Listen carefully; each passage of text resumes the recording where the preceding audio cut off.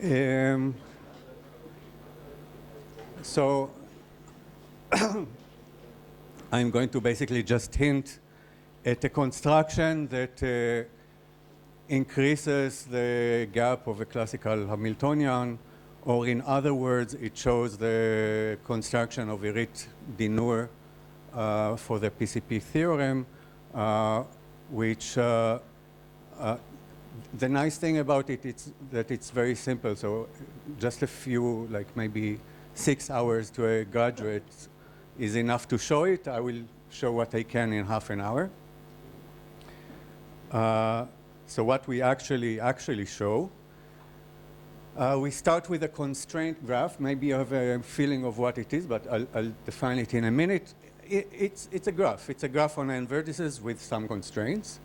And I'll show a efficient algorithm that transforms G into another graph, G prime, on more vertices, but not much more, that has an amplified ansat number. So let me show you what this means. So this graph G, this constraint graph, let's assume it's a KD constraint graph. KD are the parameters to remember, I guess. It's a graph on vertices and edges, and for each edge, there's a constraint. It's D regular, so okay, we took care of D. And an assignment for G, or an assignment for the vertices, assigned for every V, a number between 1 and k, so that explains the k parameter. And for an edge UV in the graph, the constraint is just a set of pairs of assignments that are allowed for the vertices. So if I look at the assignment of U and the assignment of V, they satisfy the constraint if the pair is inside the set of allowed constraints, and the unsatisfiability number of the assignment is the fraction of constraints that are unsatisfied, and the unsat of the whole graph is just the minimum number of fraction that you can achieve. Questions so far? Yeah. Is it the same satisfied operator? Yeah, so if... That seems very clear, and what you're saying seems to me that what is not very complicated. It's the same. So CE, think of it as a Hamiltonian that returns maybe 1 if this pair is not in one of the allowed pairs, and 0 otherwise. All right? So, and so if you have an assignment, it has an energy which is just the sum or the number of unsatisfied constraints. So this is really just a local classical Hamiltonian.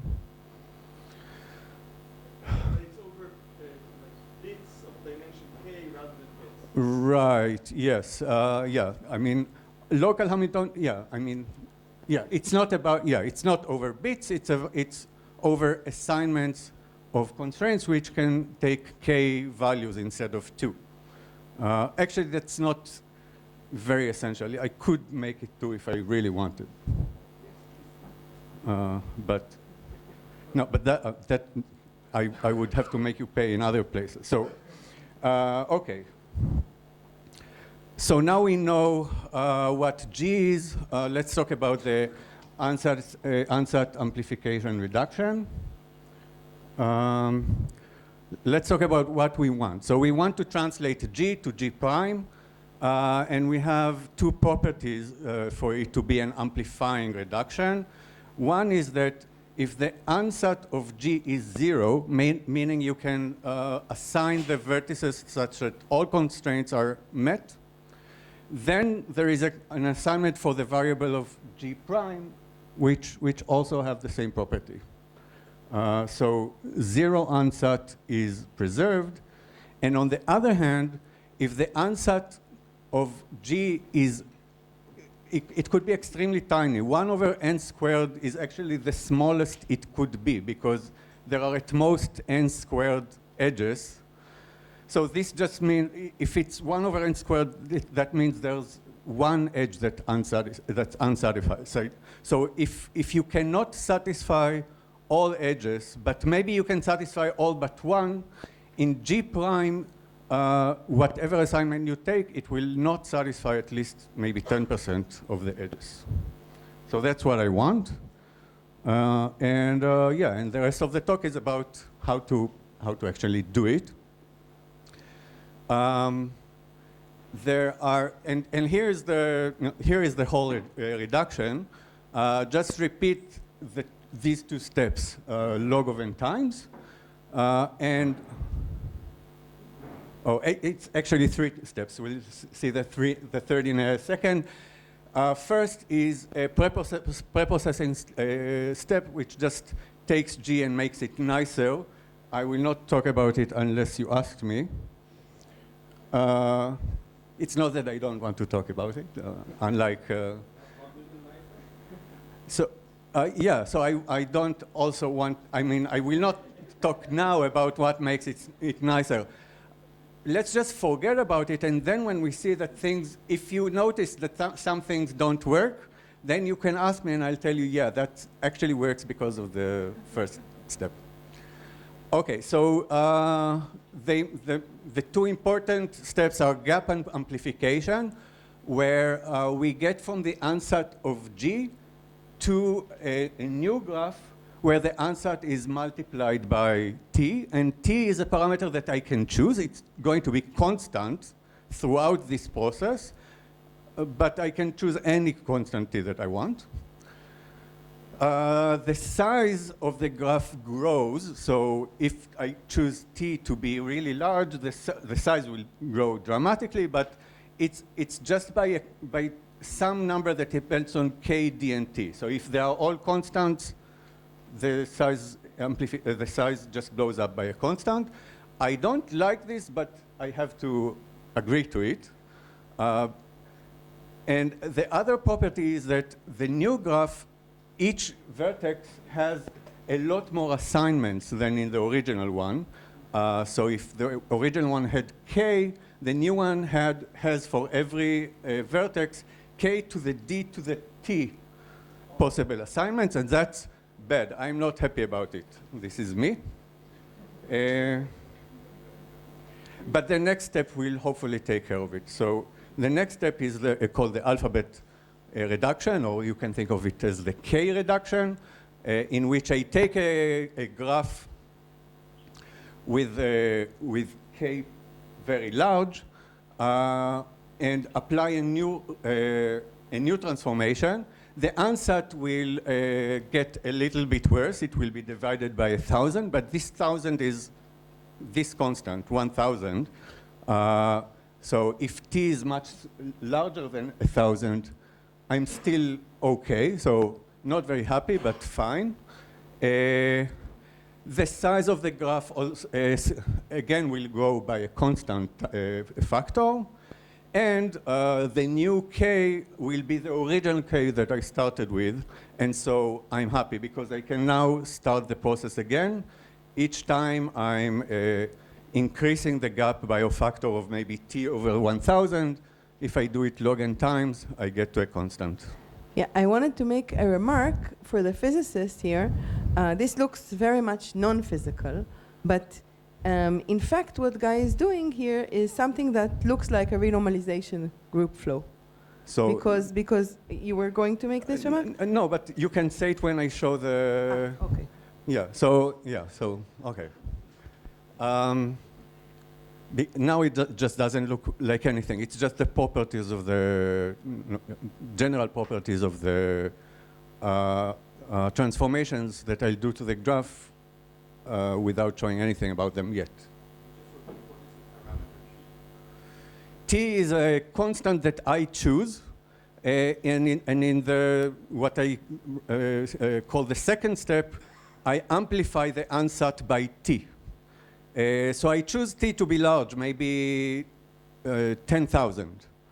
That's because in this step, it will be reduced again by a factor of 1,000. So overall, I want to still gain something. And if I gain this log n times, then I multiply all the sizes of all the graphs by a constant log n times, which is fine. And I get from 1 over n squared to a constant gap between 0 ansat and constant ansat.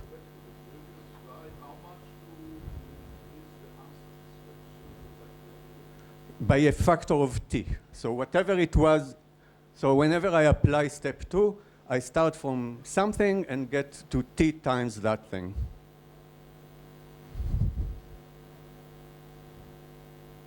Okay, I didn't tell you how yet, but I will show you in a second. Okay? Good.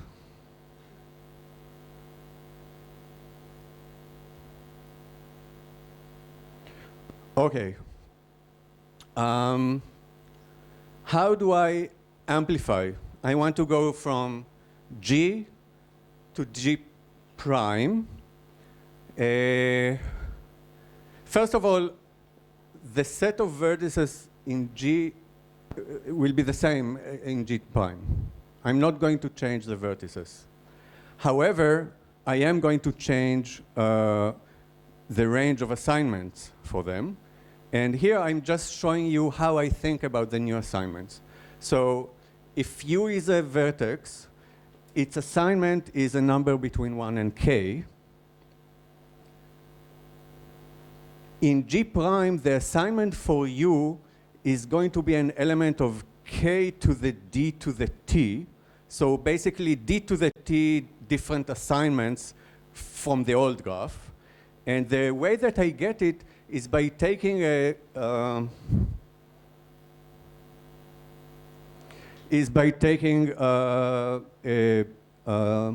ball. Thank you. Yeah, I thought it was a butt, but so no, I was confused by the ass there. So anyway,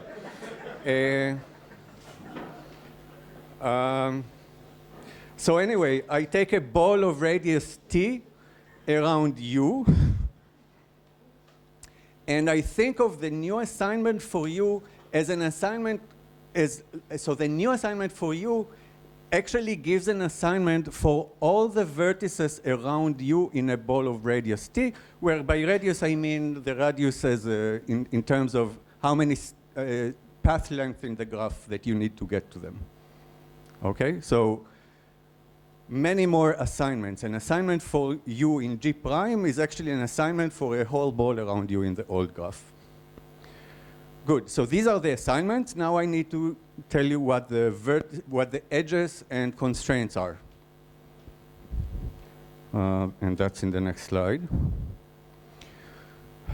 Okay, so these edges are all edges in the old graph. And U and V are also vertices in the old graph, also in the new graph. And this is a path, and suppose this path is of length t. That's where t comes in. For each such path, there will be a constraint in the new graph. And to explain it, note that the new assignment of U actually gives an assignment for all the vertices on the path, and the same for the assignment of V. So both U and V have an opinion about what the assignment of each of them should be. And the constraint is that the assignment of U and the assignment of V agree on this path. Okay, so I'm going to have a constraint for each t length path. And the constraint is first that the assignment of A and the assignment of V agree on the path, and also that they agree on an assignment for the vertices in between, such that all the edge constraints from the original graph are satisfied by these assignments. Yeah.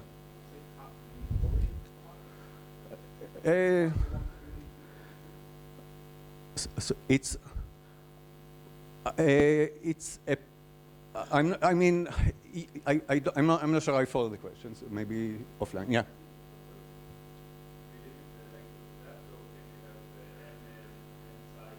No, the path is of length t, and t is this constant that I chose. Maybe it's 10,000. It's a constant.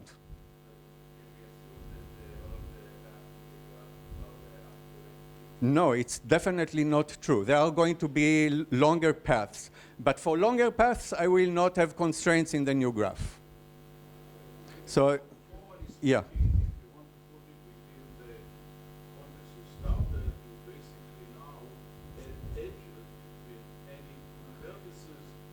Yeah, so now there's an edge, there's a new edge between two vertices whose distance was t in the original graph. That's true. I just don't draw the edge here, but yeah. And so the question is exactly t or at most t. The answer is it's a little bit more complicated than that, and I'm hiding the details. Yeah. You need to agree on your coming from U and V or on the whole path? Sorry? They need to agree on a No, they need to agree on U and V and everything in between. Yeah, so not just on U and V. The assignment of U gives an assignment in the old graph for this vertex, for example, and it needs to agree with the assignment for V. And if you look at these two vertices, their assignments that they get both from U and V should satisfy this constraint.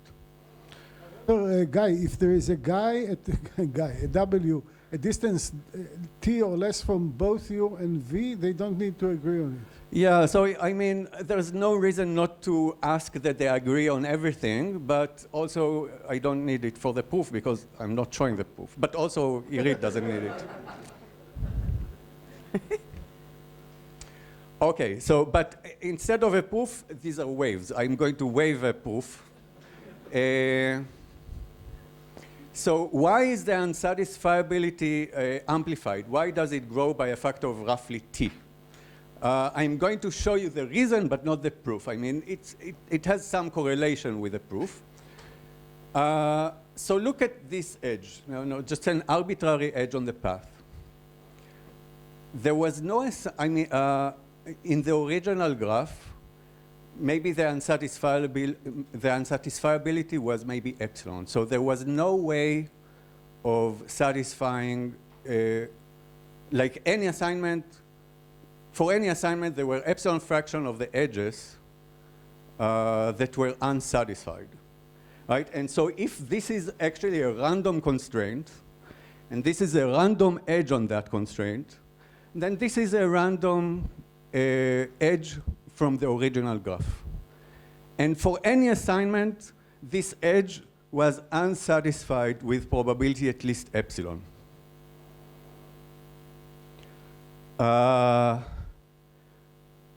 However, so this, I mean, this is far from a proof, but you can actually prove that if you look maybe on the 7th edge on this random path, there will be at least a probability of epsilon for this edge not to be satisfied, to be unsatisfied by the assignments of U and V. This is a probability with respect to fix any assignment and choose a random constraint. So choose a random t path in the original graph. Sorry? The random choices of the whole path. So I fix the number 7, and I fix an assignment, and now I take a random path in the original graph, so a random constraint in the new graph, and look at the 7th edge. This is a completely random edge, and it will be unsatisfied with probability epsilon. But this also holds for the 6th edge and 5th edge. It actually holds for each of the edges. So I expect t times epsilon edges to be unsatisfied, or in other words, I expect to see something is wrong with probability t times epsilon. And of course, I'm cheating because these edges are not independent. So maybe when I see one that's wrong, I see many, but then more often I just don't see anything. So the edges are not independent, but still it works if the graph is nice enough. So that brings me to step number 1, which I'm hiding. Yeah, and so one condition that I need about the graph is that it's an expander. And if it's an expander, then a T-length walk, the edges on it are somewhat uncorrelated. Uncorrelated enough that what I said is true. Okay? Okay.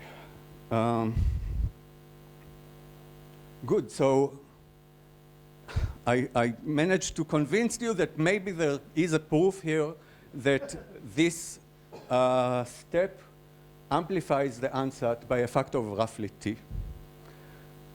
Yeah, however, we have this problem of alphabet size. So let's talk about how, so maybe now I have alphabet of size k prime and I want to reduce it back to k. Okay, this is a little bit heavier maybe for some of you, but we'll see what we can do. The new transform, so I'm going to again transform the graph. Now I am going to change the vertices. I'm going to replace each vertex by a whole new cloud of vertices.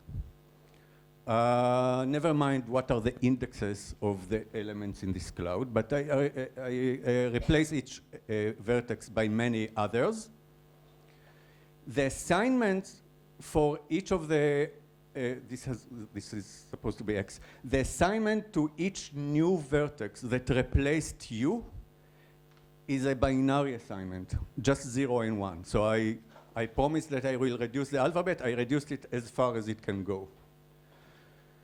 And the idea is that the assignment to the cloud of vertices that replaces u is, in some sense, if everything goes well, it should be an encoding of the original assignment by some code. That's the idea. But then we have to somehow put constraints that make sure that all this works. So what I would want is that, so first of all, formally, if there was an assignment that satisfied all constraints of G, I want there to be an assignment that satisfies everything in the new graph where I replaced U by all the UXs. That's one thing. And if, saying it sort of backwards, if in the new graph I have an assignment that has a small ansat, this can only be if also the original graph had an assignment with small ansat. Right? That's, yeah. Could you spare 1 minute to give us the jargon of like computer science of what is A of G and what do you mean by the... So A of G is, let's do it one by one. A of G is the assignment for the vertices of the original graph G. Some assignment, yeah. So if there exists an assignment A for the original graph that satisfies everything, I want there to be an assignment for the new graph that satisfies everything. What do you mean by zero ansat? Zero ansat means no edges are not satisfied. So all edges are satisfied. Okay, great.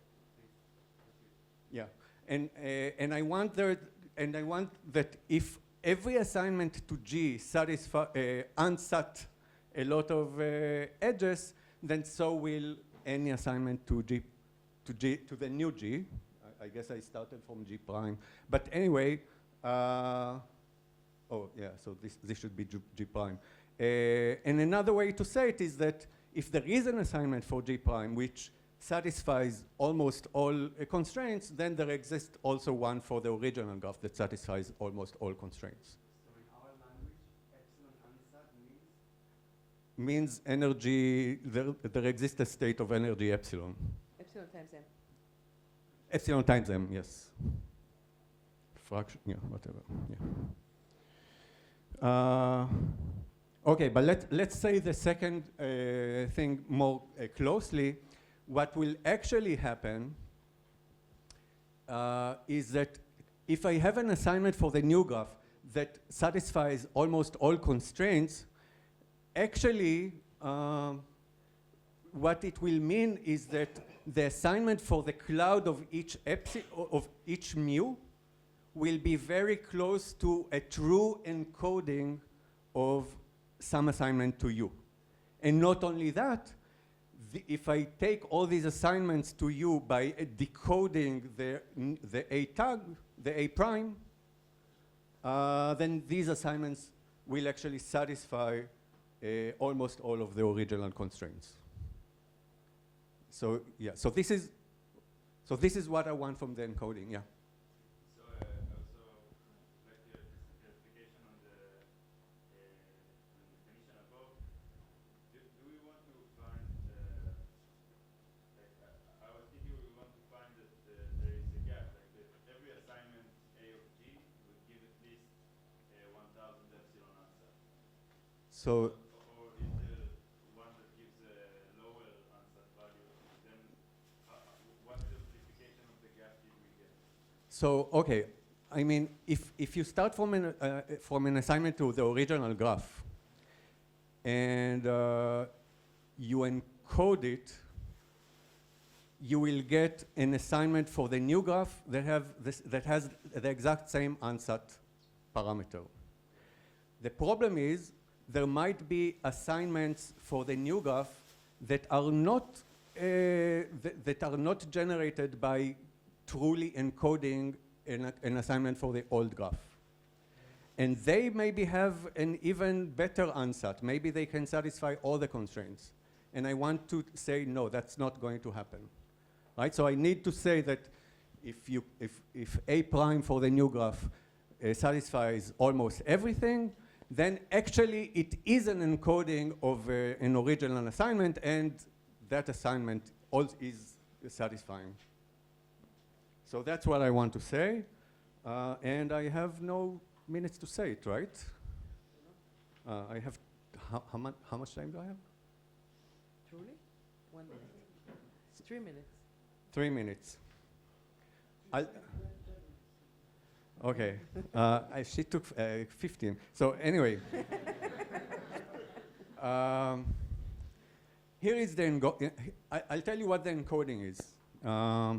But then I guess you'll have to figure out how to actually test that given an assignment, whether it's really a true encoding, and that it also satisfies everything else that it needs to. So let's assume that in the original graph I have a U, and its assignment is 3, and 3 is one of 4 options.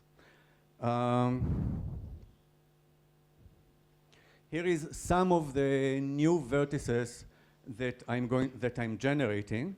So, okay, so I have four assignments for the original U, so 1, 2, 3, 4. I'll have a new vertex for each vector, for each binary vector of length 4. So 16 new vertices. And if the assignment of U is 3, here is how I'm going to assign the new vertices. So for 0, 0, 0, 0, the assignment for the new vertex is the vertex with index 0, 0, 0, 0, the assignment is 0. For 1, 0, 0, 0, the assignment is 0. Here it's also 0. Can you guess what it is here for this vertex? Also 0, true. What about here? 1. Right, yeah, let me write it down so I won't forget. So this is 0 and 1. And why is it 1? It's because the bit that I care about, the third bit, is 1 here. So I just copy the bit with whose index is the assignment of the original U. That is called the long code. This is an understatement. It's actually the longest code that makes sense, the longest binary code that makes sense. And it's a way to encode an index between 1 and k using 2 to the k bits. Okay? And it turns out that if you have all these vertices and they all have 0, 1 assignments, there is a way to verify that this is actually a long code and actually many other things at the same time by only reading 3 of them. You choose a random 3, you look at the assignments, and you're done. I mean, there are a lot of more to do, even after you do it. So that's the result of, that's Aitai from 96. He came up with this way of verifying the long code. It's still a verification that looks at the assignment of 3 vertices, not 2. And there are a lot of other things that one needs to do here, but that's maybe for another talk by a different person in a different venue.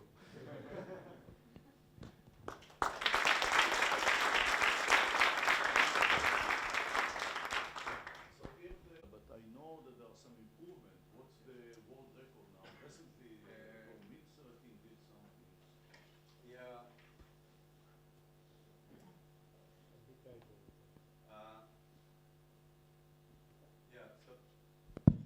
Yeah.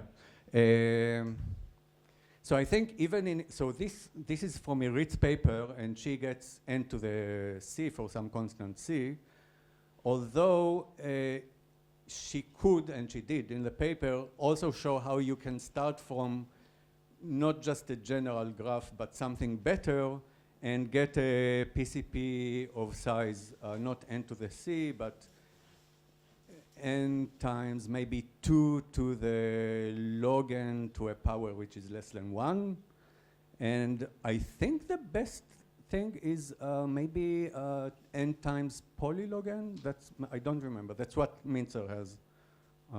So yeah, I mean, so the Mintzer has with others and based on a lot of work also by Alex,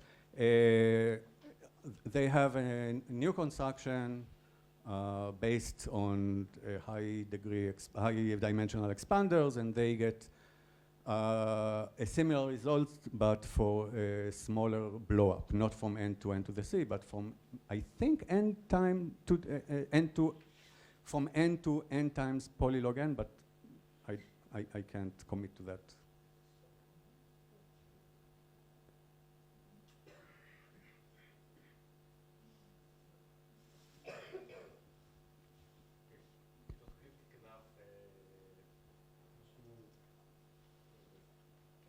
So can you say what else is nice? What else should be nice besides that it should be expander? Yeah, thank you. We didn't coordinate. Yeah, so actually I need 2 things.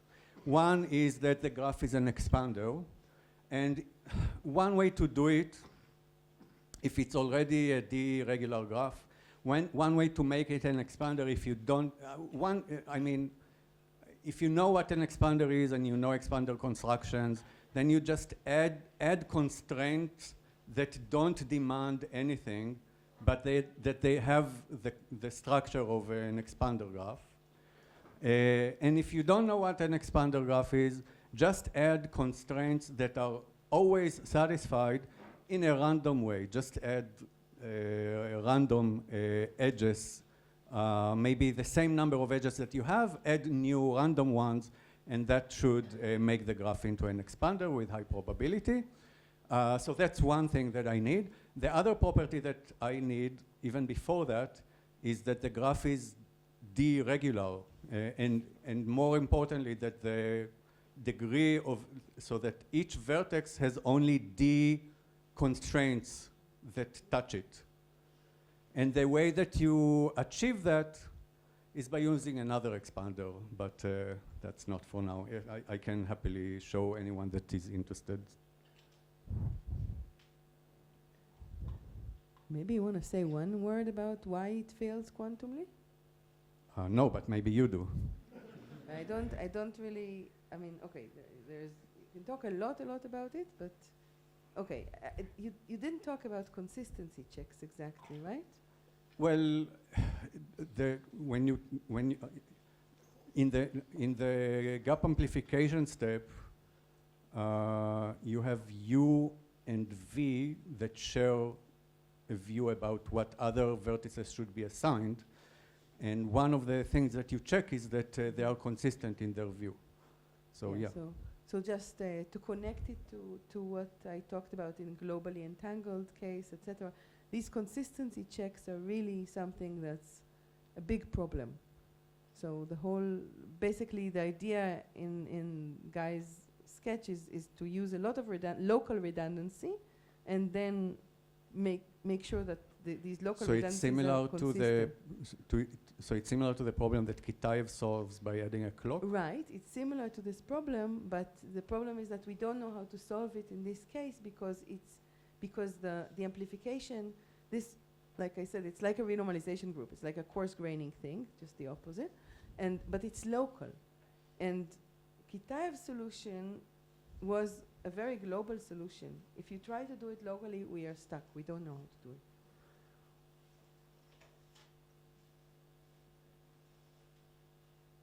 Can I go now? I think